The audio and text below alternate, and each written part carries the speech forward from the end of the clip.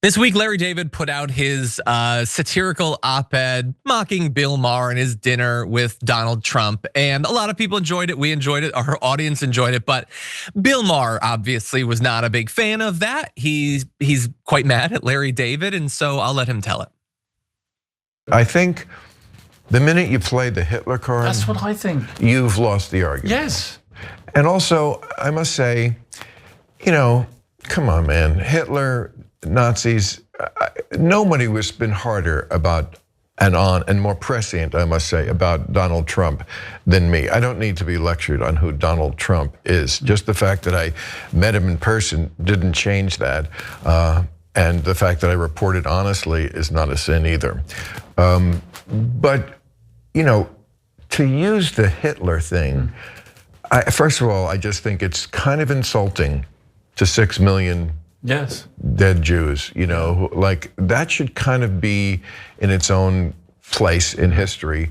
And, I know people can say, well, we're just comparing it in this way. Well, it's an argument you kind of lost just to start it. It's just, look, maybe it's not completely logically fair, but Hitler has really kind of got to stay in his own place. He is the goat of evil, and we're just gonna have to, I think, leave it like that. It's so funny. Larry David is a freaking comedian, and it was satirical, and he's Jewish, and you know all of this, Bill Maher. God, what do you think, Brett? Hey, Swiss Bill Maher, stay out of it. It's insulting to 6 million dead Jews. A Swiss guy telling a Jew he can't invoke Hitler. Wait, is Bill Maher, isn't he Jewish? I thought he was Jewish. Bill Maher Swiss is.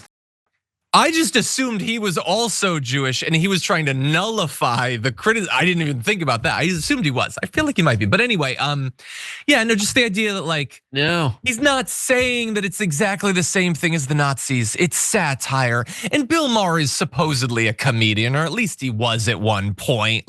He can't pretend he doesn't understand that. I know you don't like being criticized. I know you've created your little bubble for yourself where you hang out with Charlie Kirk and everything and makes you feel better. Oh, I'm so special. The right likes me.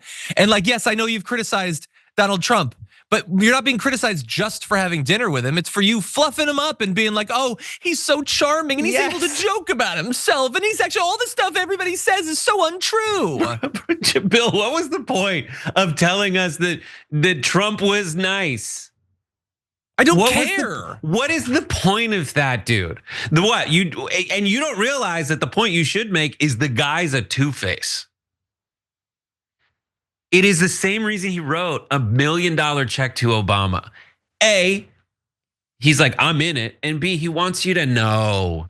He wants you to know. And he's like, when he said no one has been harder, and before he continued to say harder on Trump, I was like, no one's harder than Bill Maher when he's talking about his visit to the White House. And also everything I've said so far is a joke, right? Yes. It's a joke. I'm saying it with humor. But it's satire. It's fine.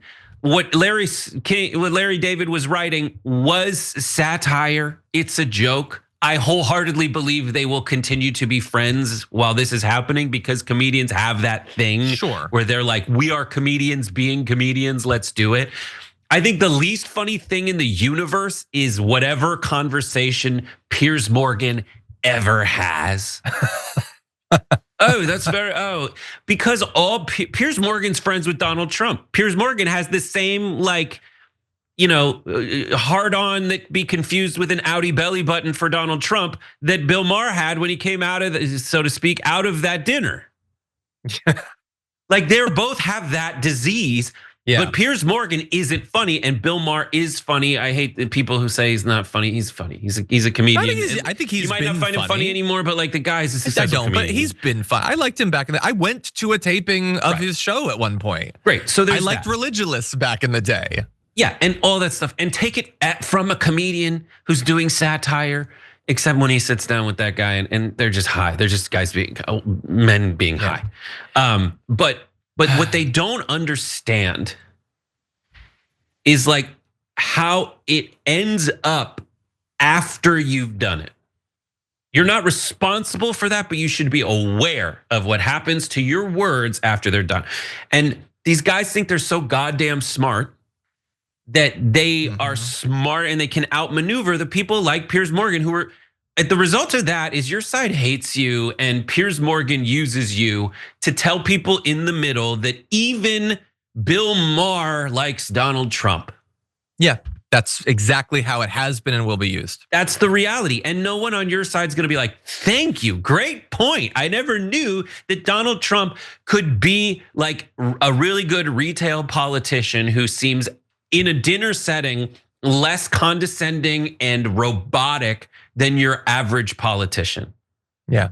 What's the utility in that? Like, how are you being right usefully? And this is the time when you decide, and then they end up saying like, oh no, I'm just kind of saying things that are true. Yeah. The rest of the time, you might get on other people for not being right usefully. You might always think that what you're saying in the show in other contexts on your show, are you being right usefully, making a good point, getting in there. But the point you're making, like, is this your first day here in politics? That you think by saying, like this whole thing, the right is more inclusive and open than the left. It's like, yeah, why do you think that is? Yeah.